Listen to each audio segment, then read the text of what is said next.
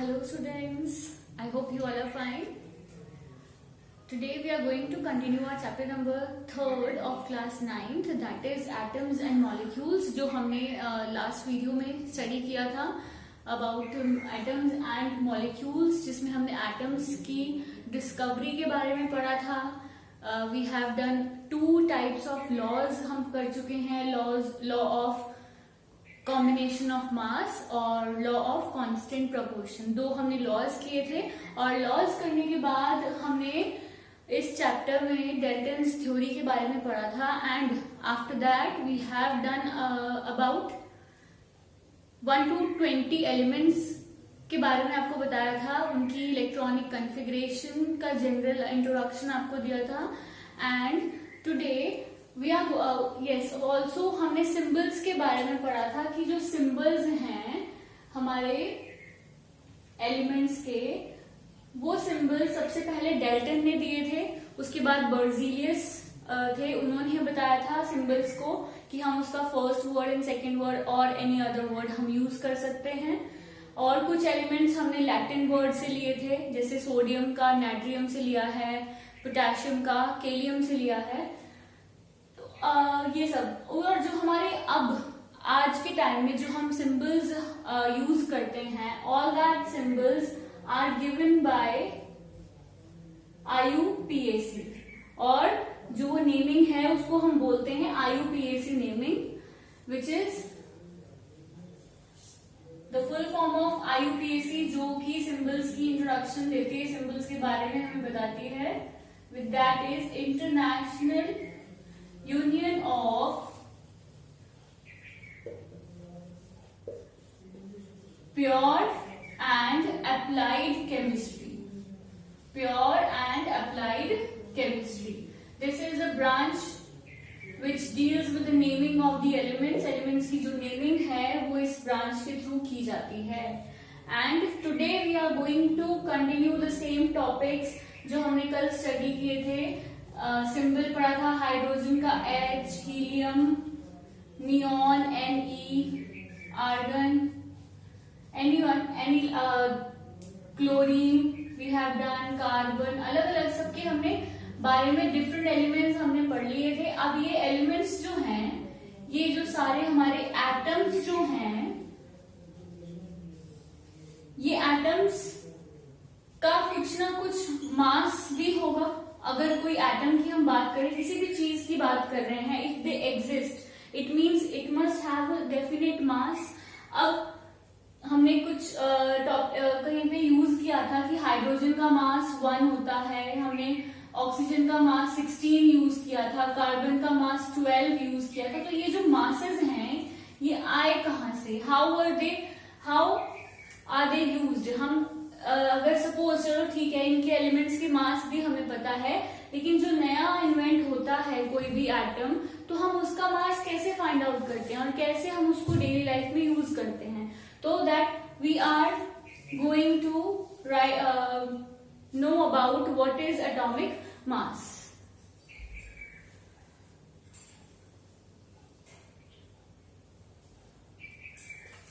तो हमारा जो टॉपिक है पहला, that is atomic mass.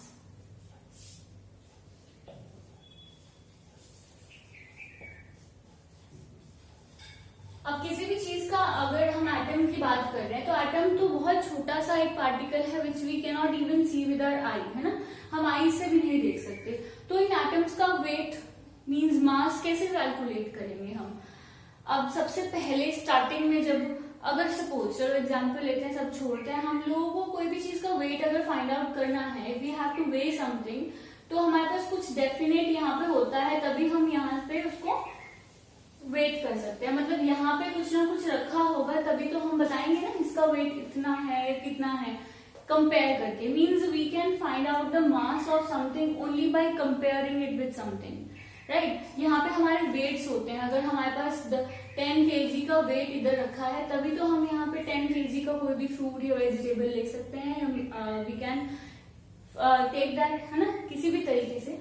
तो मतलब मास कैसे फाइंड आउट करेंगे. अब हमें कोई चीज दे दी गई है, उसका मास फाइंड आउट करना है, कैसे उसको मेजर करेंगे.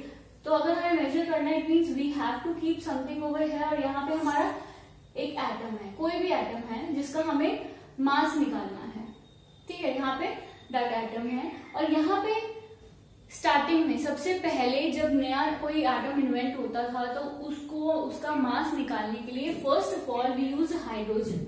सबसे पहले क्या यूज किया गया? हाइड्रोजन का यूज किया था सबसे फर्स्ट टाइम पे। हाइड्रोजन को रखा गया, उसे कंपेयर किया गया डिफरेंट एटम्स को मास निकालने के लिए। Hydrogen when it did not satisfy with every atom, वो कंडीशन के अकॉर्डिंग नहीं कर पाया। उसके बाद ऑक्सीजन को यूज किया गया सेकंड नंबर पे, oxygen was used, but oxygen से भी प्रॉब्लम हुई, ऑक्सीजन से भी हम मासेस को अच्छे से कैलकुलेट नहीं कर पाए।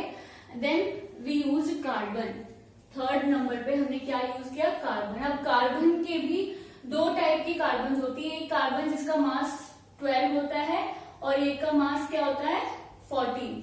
दो तरह के कार्बन हैं, तो उसमें से कौन सा कार्बन हमने यूज किया है? यहाँ पे हमने यूज किया था 12 वाला, कार्बन 12 कार्बन। ऐसी एंड वन मोर थिंग, कोई भी एटम अगर दो मासेस होते हैं उसके डिफरेंट, तो हम बोलते हैं कि कार्बन के दो क्या है? आइसोटोप्स हैं। क्या है? आइसोटोप्स। दिस वर्ड अभी आप इसकी डेफिनेशन भी करनी है, बट अभी यहाँ के लिए आइसोटोप वर्ड अगर हम यूज कर रहे हैं तो आइसोटोप का मतलब होता है सेम एलिमेंट है, कार्बन ही है, कार्बन के ही दो एलिमेंट हैं और उन दोनों में से दोनों का नंबर तो 6 ही है, लेकिन एक का मास 12 है और दूसरे का मास 14 है। दो तरह की कार्बन हमारे एनवायरमेंट में एग्जिस्ट करती हैं, और यहाँ पे हमने कौन सा आइसोटोप यूज किया है? कार्बन 12 का आइसोटोप यूज किया है, ठीक है। तो मीन्स हमने कंपेयर करने के लिए to calculate the mass of an atom we take carbon 12 isotope, ठीक है। कार्बन 12 आइसोटोप का मास अगर हम बात करें, वी हैव 12 है ना, 12 है, तो कार्बन 12 जो है हमारे पास, कार्बन 12 का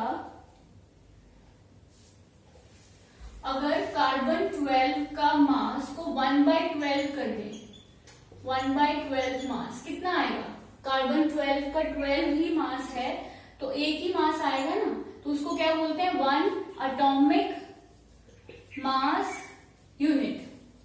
क्योंकि जब हम मास पुट करेंगे यहाँ पे कार्बन का, तो कितना होता है? 12, तो कितना आएगा? 1 ही आएगा ना। तो यहाँ से यूनिट आ गई, जो एटॉमिक मास है, एटॉमिक मास की यूनिट क्या होती है? 1 AMU एटॉमिक मास यूनिट, और सिंपली 1 U भी लिख देते हैं, ठीक है। तो ये हमारे पास यूनिट आ गई किसकी? एटॉमिक मास की। अब यहाँ से डेफिनेशन हमने करनी है। What is the definition? अगर एग्जैक्टली बात की जाए कि हमने क्या किया है, कार्बन 12 आइसोटोप के साथ कंपेयर किया है एटम को, और कार्बन 12 के 1/12 मास से, ठीक है, किसे? 1/12 मास से। So atomic mass it is defined as, atomic mass कैसे निकलेगा? It is equal to 1/12 the mass of carbon 12 atom, मतलब कार्बन 12 आइसोटोप। अब देखो, सपोज 1/12 कितना है? 1, और 1 होता है। हमने इसको वे किया, ठीक है। वे करने के बाद क्या पता लगा कि इसका मास जो है डबल है। कार्बन का 1 हमने लिया हुआ है ना, 1/12 कितना होता है? 1, और इसका जब हमने कैलकुलेट किया तो इसका कितना आया? 2 आया इस एटम का। तो 2 का मतलब क्या है? कार्बन का कितना था? 12 था, और इसका 2 आया है, तो मीन्स 12 into 2 कितना होता है? 24। तो हमने यहाँ पे मैग्नीशियम रखा था, तो मैग्नीशियम का जब मास निकाला तो उसका क्या आया? 2 टाइम्स ऑफ कार्बन आया। 2 times of carbon means 24 atomic mass unit. तो यहाँ से मैग्नीशियम का हमें क्या मिल गया? एटॉमिक नंबर मिल गया, एटॉमिक मास मिल गया। तो इस तरीके से निकालना है। अगर ऐसे ही सपोज अगर यहाँ पे मैं बोलूं कि इसका जो मास है वो 1/2 आ गया, हाफ आया है, half means half of 1, half of 1। अब 1 किसके इक्वल है? 12 के, तो हाफ मतलब 6। तो यहाँ जो भी एलिमेंट हमने यूज किया था उसका मास कितना होगा? 6 होगा। तो इस तरीके से एटॉमिक मासेस जो है हम कैलकुलेट करते हैं। So we'll write down the definition of atomic mass now.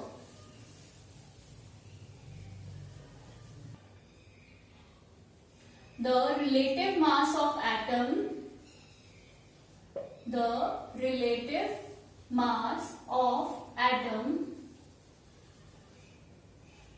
as compared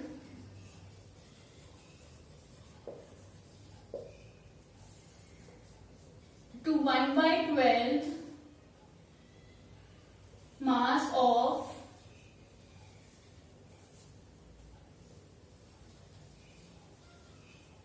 carbon 12 isotope having mass 12. तो जो रिलेटिव मास है एटम का, this is relative mass of an atom as compared to the mass of carbon 12 isotope having mass 12 units is called atomic mass of that atom. Atomic mass of that atom. अगर जिस भी atom का हमें mass find out करना है तो उसका मास जो है हमें कंपेयर करना है, रिलेट करना है. किससे रिलेट करना है? कार्बन 12 आइसोटोप से. और कार्बन 12 आइसोटोप का मास कितना होता है? 12 unit. And this is called as atomic mass of that atom. Hydrogen, we will write some elements over here. Hydrogen का कार्बन, नाइट्रोजन, ऑक्सीजन.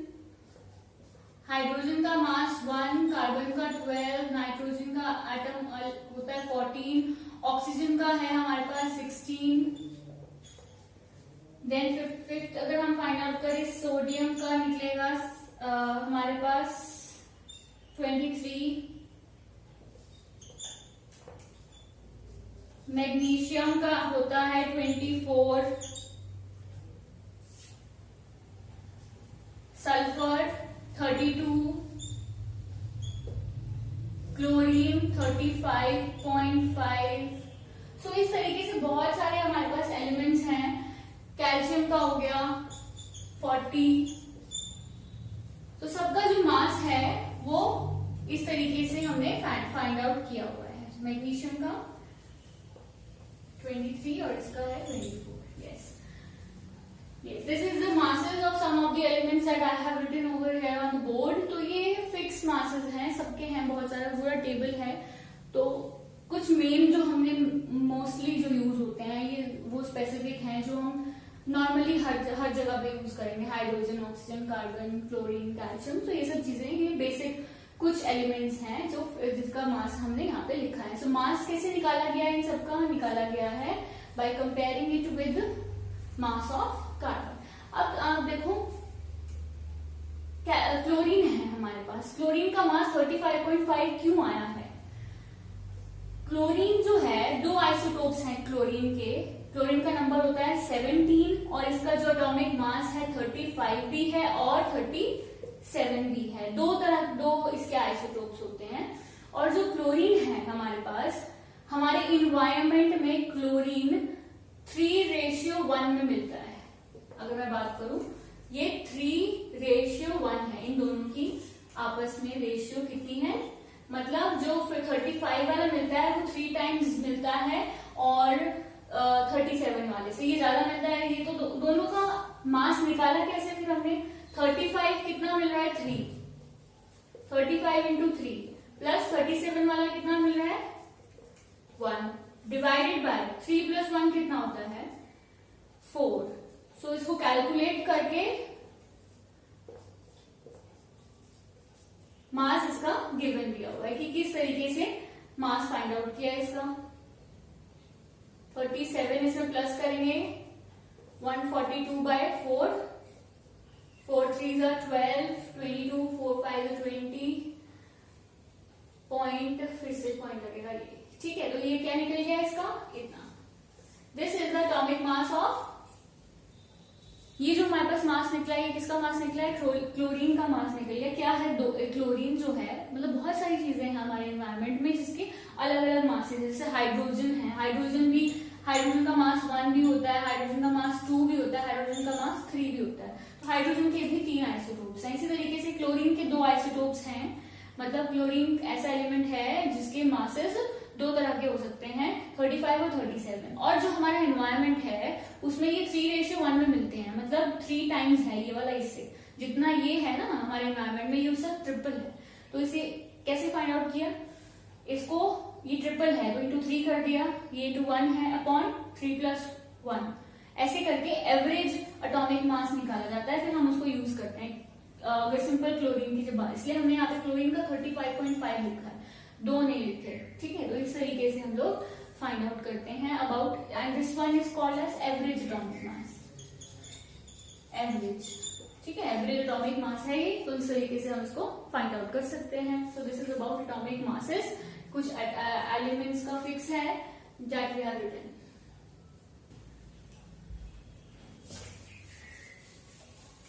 तो नेक्स्ट अब हमारे पास नेक्स्ट टॉपिक है हमारा मॉलिक्यूल्स। एटम्स कंप्लीट हो गया है, अब हमें पढ़ना है अबाउट मॉलिक्यूल्स। मॉलिक्यूल्स क्या है?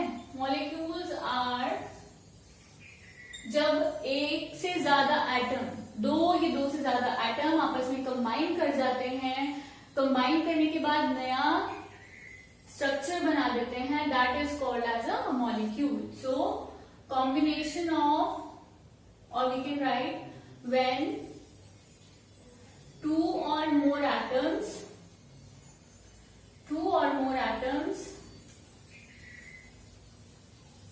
combine together to form, combine together by chemical bonds, by chemical bonds, they are called as molecules. They are called as molecules.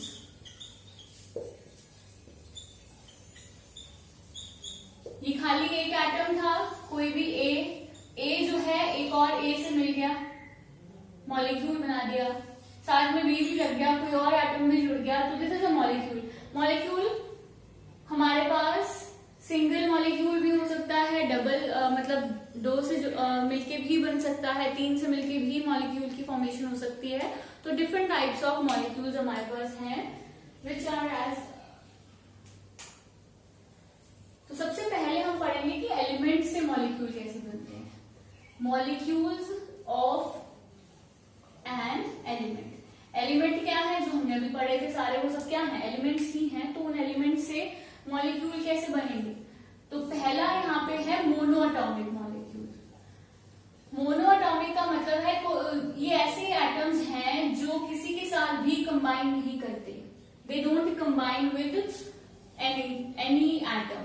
Single atom जो हैं उनको भी मॉलिक्यूल बोला जाता है, क्योंकि वो किसी से भी कंबाइन नहीं करते। जैसे कि एग्जाम्पल है हीलियम, नियॉन, आर्गन, ये सब कंबाइन नहीं करते, they are as it is, जैसे हैं ये वैसे ही रहते हैं। इनको मोनोएटॉमिक सिंगल एटम भी कह सकते हैं, they can also be called as monoatomic molecule. इनको मोनोएटॉमिक मॉलिक्यूल, बिकॉज मोनो का मतलब 1 मीन्स सिंगल एटम, ठीक है। फिर दूसरा हम पढ़ते हैं डायएटॉमिक, डायएटॉमिक मॉलिक्यूल्स। अब डाई मीन्स 2, तो क्या होगा, 2 एटम्स मिलके बनाएंगे। 2 एटम्स ऑफ एलिमेंट की बात कर रहे हैं, एलिमेंट बनाएंगे अभी हम, 2 एटम्स बन रहे हैं। तो जैसे हाइड्रोजन और हाइड्रोजन मिलके क्या बना दिया, H2 बना दिया, 2 hydrogen, 2 oxygen, similarly 2 nitrogen can be there. तो ये क्या है, they are called as diatomic. ये सिंगल है ऐसे, और ये this is a kind like this, कि ये दोनों ने आपस में क्या बनाया है, chemical bond. Chemical bond means bond बनाया है, आपस में ऐसे नहीं साथ में बैठ गए हैं, they are not sitting, they are making the bond, तभी वो ज्वाइन होके एक सिंगल स्ट्रक्चर बना दिया उन्होंने। तो ये सपोज एक H है, ये H है, तो मिलके क्या बना दिया, H2। अब हम अगर बात करें ट्राइएटॉमिक की, तो ट्राइएटॉमिक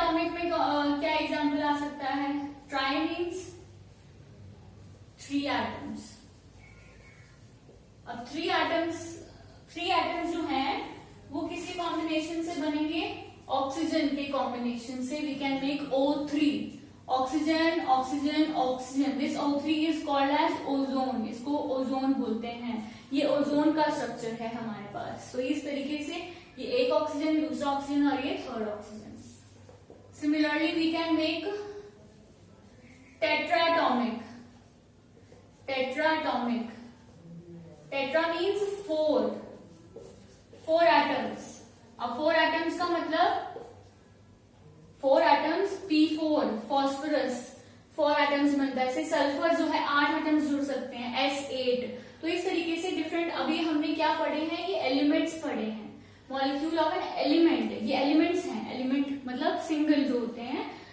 कंपाउंड क्या होगा, जब एलिमेंट्स को मिला देंगे तो क्या बनेंगे, कंपाउंड. तो कंपाउंड भी हमारे पास डिफरेंट टाइप्स के होंगे. तो पहला ये हमने पढ़ा है मॉलिक्यूल्स ऑफ एलिमेंट्स. ये सब एलिमेंट्स हैं बिकॉज एक ही जैसा एटम जुड़ा है. O3 में O ही है तीनों, H2 O2 N2.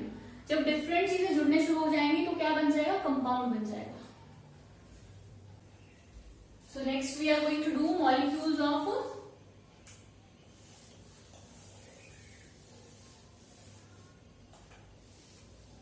a compound.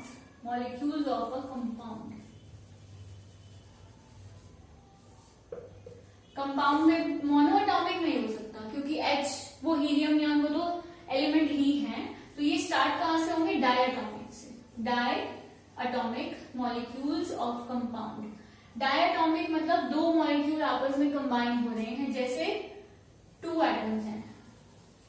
2 atoms वो था same of different elements. Of different elements. ठीक है ना, ये याद रखना. 2 एटम्स होंगे. ये 2 डिफरेंट एटम्स भी हम लिख सकते हैं. 2 डिफरेंट एटम्स. तो डायटॉमिक में कैसे बन सकता है, एक H है एक Cl है. तो H और Cl मिलके क्या बना दिया, हाइड्रोजन क्लोराइड. ठीक है, HCl बन गया. तो इस तरीके से ये क्या एग्जांपल हो गई डायटॉमिक की. सिमिलरली अगर मैं ट्राइएटॉमिक की बात करूं, ट्राइएटॉमिक मीन्स 3 एटम्स है ना, 3 डिफरेंट एटम्स. 3 डिफरेंट एटम्स में we can take example of H2O water. 2 H हैं और साथ में O कंबाइन है, H2O. This is what a triatomic molecule. ऐसे ही अगर हम टेट्रा की भी बात कर सकते हैं, टेट्रा लिख सकते हैं. टेट्राटॉमिक, टेट्राटॉमिक मॉलिक्यूल. टेट्राटॉमिक में 4 एटम्स होंगे. 4 में example we can write down NH3. एक N, ठीक है, H and H. तो इस तरीके से 4 molecules are joined, 4 atoms are joined to form. तो इनमें से एक बाकी सेम है लेकिन एक तो डिफरेंट है ना, सारे एक जैसे नहीं है. इसलिए क्या बन गया ये, दिस इज अ कंपाउंड. तो मॉलिक्यूल्स कैसे फॉर्म हो रहे हैं, जब एटम्स मिल रहे हैं, आपस में बॉन्ड बना रहे हैं and then they are formed and this is called as a molecule. Molecule of compound. चलो अब हमारा मॉलिक्यूल्स वाला टॉपिक ये तो हो गया कंप्लीट. अभी हमने मॉलिक्यूल को पढ़ा है. तो मॉलिक्यूल्स से मॉलिक्यूलर फॉर्मूला, एटम का एटॉमिक मास था. मॉलिक्यूल्स का क्या है, मॉलिक्यूलर मास है. Molecular mass. तो जब हम सारे एटम्स को, this is the sum of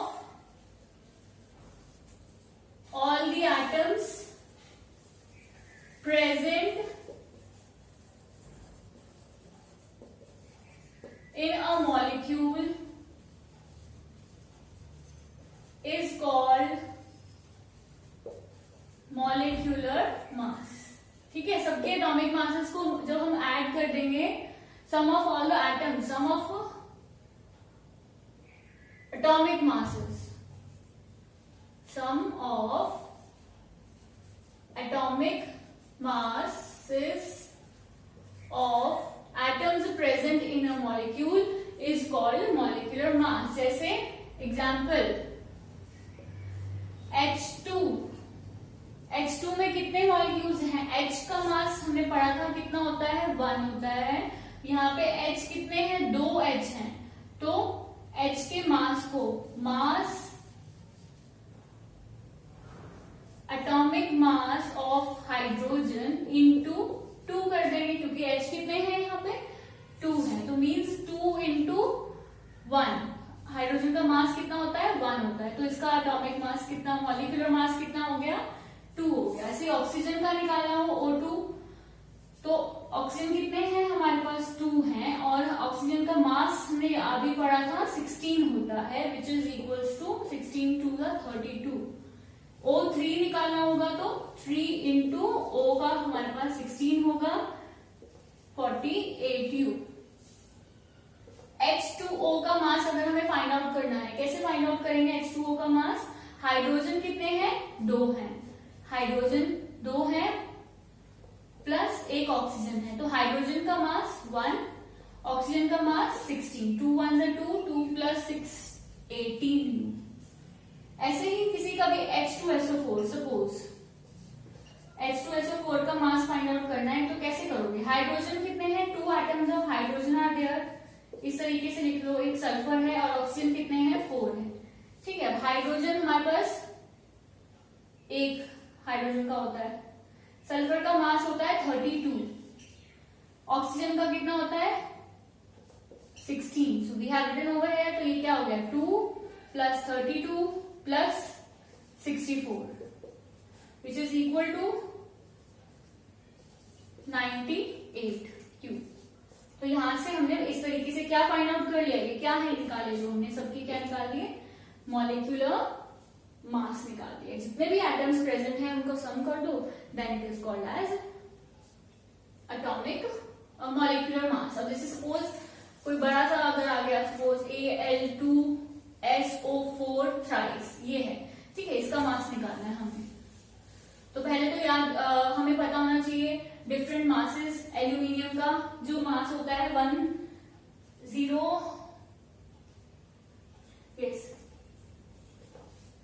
aluminium का जो मास होता है विच इज इक्वल टू 27, और क्या है यहाँ पे सल्फर है 32, ऑक्सीजन है हमारे पास 16, तो पुट कर दो बस। एल्यूमिनियम कितने हैं 2 हैं, तो 27 इंटू 2। सल्फर कितने हैं S, और बाहर ये देखो कितना, ब्रैकेट के बाहर 3 है ना, तो S को 3 से मल्टीप्लाई करना पड़ेगा, सल्फर 3, 32 इंटू 3। ऑक्सीजन कितने हैं 4, ऑक्सीजन का मास 16, लेकिन 4 है और 4 के बाहर भी ऑक्सीजन 4 है, 4 के बाहर 3 है, तो 4 3 से कितना होता है 12, तो हम यहाँ पे किससे मल्टीप्लाई करेंगे 12 से, और फिर इन सबको ऐड कर देंगे। तो इस तरीके से हम मॉलिक्यूलर मास किसी भी कंपाउंड, किसी भी मॉलिक्यूल का मॉलिक्यूलर मास फाइंड आउट कर सकते हैं।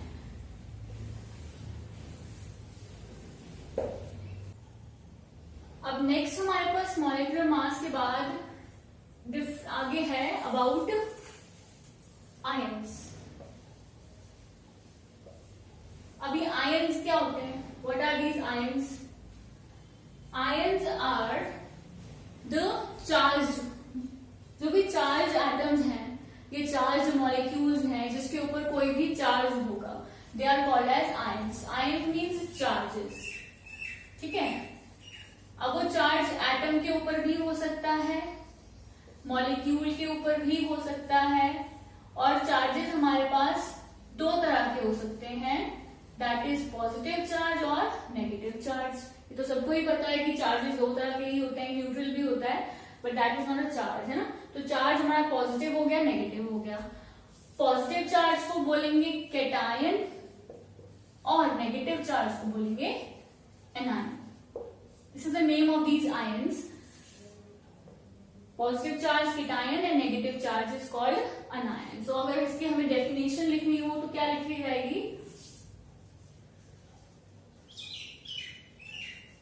द एटम और group of atom having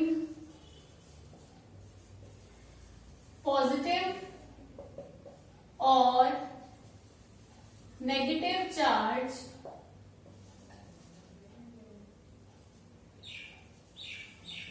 are called as ions. क्या बोलते हैं इनको? Ions. Then positive negatively charged ion is called as cation, and second negatively charged ion is called as anion. अब ये बोल रहे हैं कि एटम के ऊपर भी हो सकता है और ग्रुप ऑफ एटम्स पे भी हो सकता है, मतलब जैसे Cl के ऊपर हो गया Cl नेगेटिव, ऐसे भी हो सकता है क्योंकि ये एक एटम है। और ग्रुप ऑफ एटम्स कैसे, SO4 है, इसके ऊपर पूरे पे क्या होता है 2 नेगेटिव, ठीक है। तो ये अकेला एक एटम है, इस पे नेगेटिव है, ये अकेला नहीं है, ये ग्रुप ऑफ एटम्स है और उसके ऊपर चार्ज आ रहा है नेगेटिव, तो ये दोनों क्या है अनायंस की एग्जांपल है। तो we can write example, cation में Na पॉजिटिव, Mg2 पॉजिटिव, तो ये सब क्या है केटायंस हैं, इनके ऊपर क्या आ रहे हैं चार्जेस आ रहे हैं। और अनायन में एग्जांपल बोली Cl negative, SO4 2 negative, CO3 2 negative, तो इस तरीके से हमारे पास डिफरेंट क्या है चार्जेस हो सकते हैं। हाँ जी, एक और डेफिनेशन यहाँ पे आ जाएगी, the ions consisting only single atoms are called as monoatomic ions. Monoatomic ions, इनको क्या बोलते हैं monoatomic ions। फिर the ions consisting of 2 or more atoms या फिर consisting of group of atoms, जिसमें group होगा atoms का, group of atoms are called as polyatomic ion, ठीक है। ये इनकी डेफिनेशन होगी कि जिसपे सिंगल है, जैसे Na के ऊपर खाली एक ही चार्ज है, और ये खाली चार्ज नहीं देखना, हमें ये देखना है Na कितना है, सिंगल एक ही एटम है, तो ये मोनोएटॉमिक आयन है। अगर मैं यहाँ इसकी बात करूँ CO3 नेगेटिव की, तो ये पॉलीएटॉमिक आयन है क्योंकि यहाँ पे ग्रुप ऑफ एटम्स के ऊपर चार्ज लगा है एक साथ। So this is about monoatomic ions and polyatomic ions. और ऐसे कंपाउंड्स को, the compounds consisting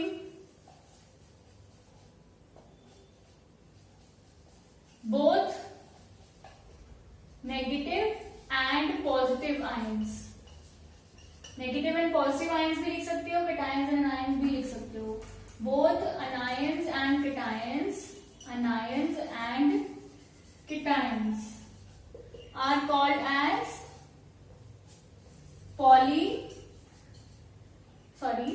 called as ionic compounds. ऐसे कंपाउंड्स जिसमें पॉजिटिव भी है नेगेटिव भी है, ऐसे कंपाउंड्स को हम आयनिक कंपाउंड्स बोलते हैं। जैसे आयनिक कंपाउंड्स की एग्जांपल क्या हो जाएगी,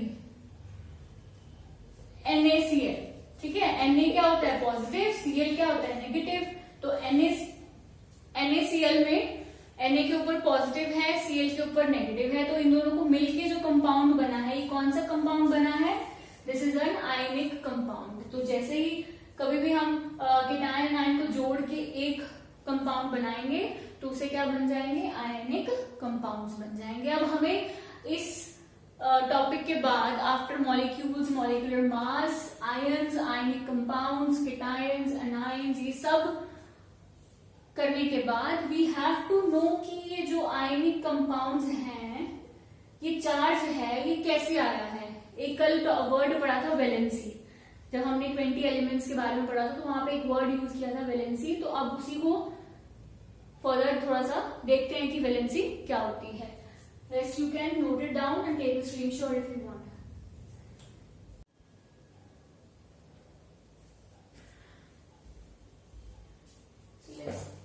So let's do our next topic, which is valency.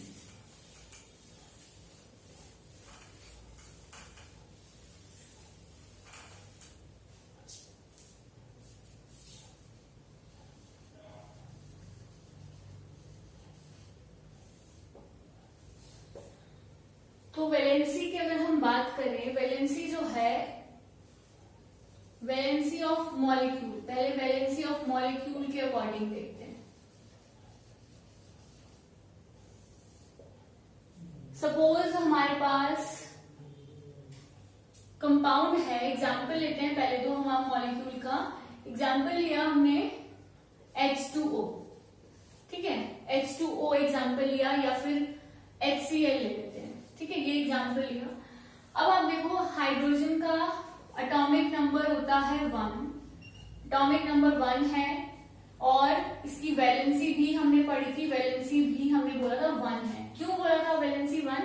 वो देखो हाइड्रोजन के पास एक इलेक्ट्रॉन है, और ये एक इलेक्ट्रॉन को डोनेट कर सकता है, एक ही इलेक्ट्रॉन को डोनेट कर सकता है, और क्योंकि ये एक ही इलेक्ट्रॉन को डोनेट कर सकता है, या फिर मैं बोलूं कि ये एक ही एटम के साथ कंबाइन हो सकता है। Hydrogen can combine with only 1 atom, hydrogen can combine with only 1 atom. और वहीं हम क्लोरीन की बात करें, क्लोरीन क्या है, 17 नंबर था, एटॉमिक नंबर 287, और ये 7 है, तो ये एक इलेक्ट्रॉन, हमने बोला था ये एक इलेक्ट्रॉन को एक्सेप्ट कर सकता है ताकि इसका ऑक्टेट कंप्लीट हो जाए। मतलब जो क्लोरीन है, chlorine can combine with only 1 atom, क्योंकि एक ही इलेक्ट्रॉन ले सकती है, तो या फिर सिंपल हम बोलेंगे कि एक एटम से, क्योंकि इसकी वैलेंस एक से ही कंबाइन कर सकती है, एक इलेक्ट्रॉन इसमें कम है, क्योंकि अब H भी एक इलेक्ट्रॉन से कर सकता है, Cl भी एक से कर सकता है, तो इस तरीके से दोनों की क्या हो गई, फॉर्मेशन हो गई। अगर मैं H2O की बात करूं, ऑक्सीजन 2,6, तो 6 है, कितने इलेक्ट्रॉन्स कम है, 2 इलेक्ट्रॉन्स, तो oxygen can combine with 2 atoms, 2 atoms कम है, तो वो 2 एटम से कंबाइन कर सकता है। इसीलिए H2O में O एक H से जुड़ा है और एक दूसरी साइड दूसरे H से ज्वाइन है। तो मतलब मॉलिक्यूल के केस में वैलेंसी क्या है कि कोई भी अगर हम एटम की बात कर रहे हैं तो वो एटम कितने दूसरे एटम से जुड़ सकता है, वो उसकी क्या है, वैलेंसी है। According to this valency of molecule, कि जितने एटम से वो जुड़ सकता है वही उसकी वैलेंसी है। 2 एटम से जुड़ सकता है तो 2 वैलेंसी है, एक से जुड़ सकता है तो 1 वैलेंसी है दोनों की। तो वैलेंसी की डेफिनेशन अगर हम लिखे इसमें,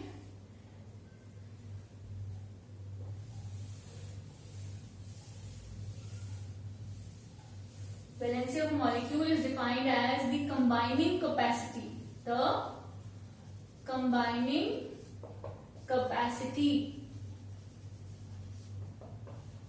ऑफ एन एलिमेंट, कि कोई एलिमेंट कितने चीजों से कंबाइन कर सकता है, उसकी combining capacity of an element is called valency, is called valency, इसको वैलेंसी बोलेंगे। जैसे like hydrogen and chlorine can combine with only 1 atom, combine with only 1 atom, and hence their valency is 1. Hence valency is 1, and similarly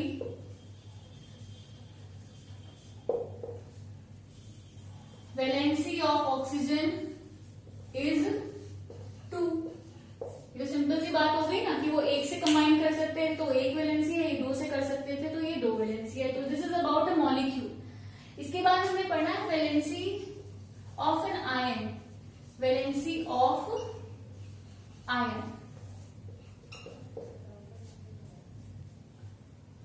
valency of ion क्या होता है, it is the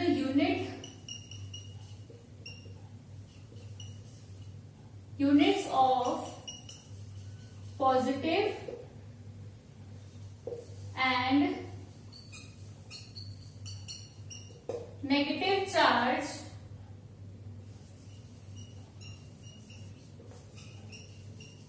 present on the ion,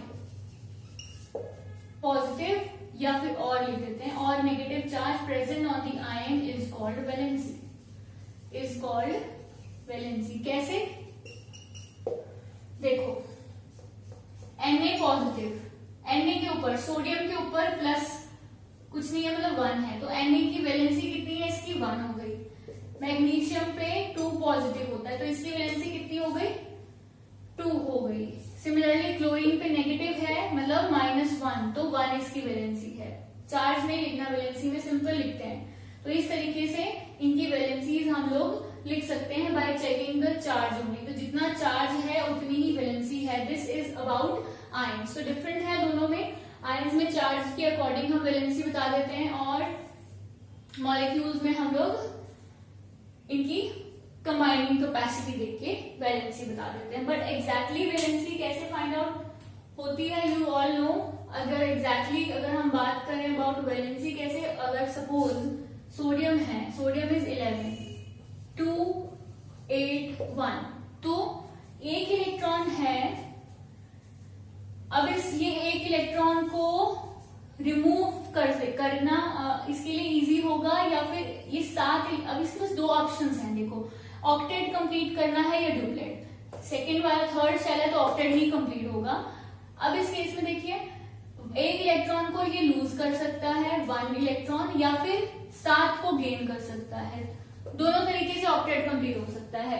अगर एक electron निकाल दिया तब भी 2 8 रह जाएगा, 7 इलेक्ट्रॉन्स अगर गेन कर लिए तो भी 2 8 8 तब भी 8 हो जाएगा कंप्लीट ऑक्टेट।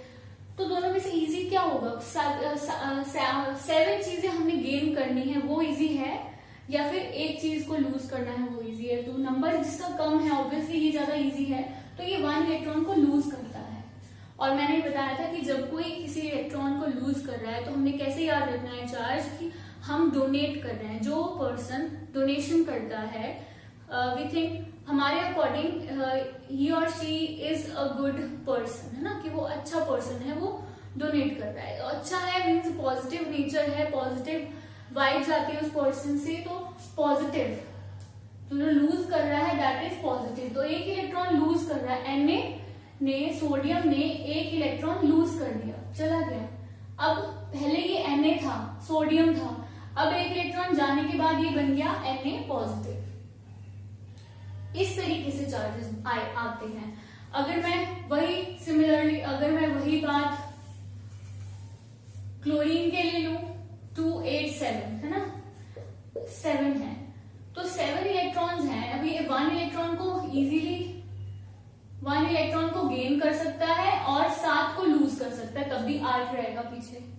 तो क्या इजी है एक इलेक्ट्रॉन को गेन करना। तो पहले ये क्लोरीन था, अब क्या किया इसने एक इलेक्ट्रॉन को गेन कर लिया। अब गेन करने के बाद ये 2 8 8 बन गया और 2 8 8 मीन्स Cl के ऊपर क्या चार्ज आ गया, नेगेटिव आ गया।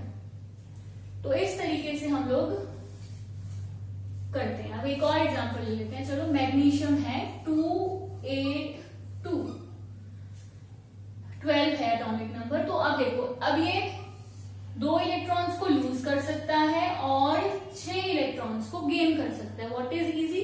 2 वाला इजी तो लूज करेगा, और लूज करने वाला डोनेटर होता है, अच्छा पर्सन होता है, तो वो पॉजिटिव। अब इसने 2 इलेक्ट्रॉन्स को लूज करने के बाद क्या रह गया, खाली 2 8 रह गया। तो मैग्नीशियम की कॉन्फ़िगरेशन ये थी। अब इसने 2 इलेक्ट्रॉन्स को लूज कर दिया, तो अब इसकी कॉन्फ़िगरेशन क्या रह गई, सिर्फ 2 8 रह गई। सो दिस इज, इस तरीके से हम बोलते हैं इसकी वैलेंसी यहां से 2 पॉजिटिव। तो this is the topic of valency. Valency किस हिसाब से फाइंड आउट करते हैं मॉलिक्यूल की और आयन की, देख के अगर हमें फाइंड आउट करनी है। मॉलिक्यूल दिया हुआ है, बताओ किसकी कौन सी वैलेंसी है, तो हम सिर्फ मॉलिक्यूल को देखेंगे, बता देंगे कि किसने कितने बॉन्ड बनाए हैं, उतनी इसकी वैलेंसी है। फिर यहाँ पे क्या करेंगे, आयंस में सीधा चार्ज देखेंगे, जिसका जितना चार्ज है उतनी उसकी वैलेंसी है। Now after this valency topic we have कि किस तरीके से जो मॉलिक्यूल्स हैं वो आपस में कंबाइन करते हैं, ये जो आयंस हैं वो कैसे कंबाइन करते हैं, कॉम्बिनेशन, और इनका जो फॉर्मूला है NaCl फॉर्मूला पढ़ते हैं, H2SO4 फॉर्मूला पढ़ते हैं, तो ये फॉर्मूला कैसे बनते हैं। This all topic we will do in our next video and today's topic is completed. So till our next video stay safe and stay healthy. घर पे रहो, सुरक्षित रहो और सबका ध्यान रखिए। Thank you.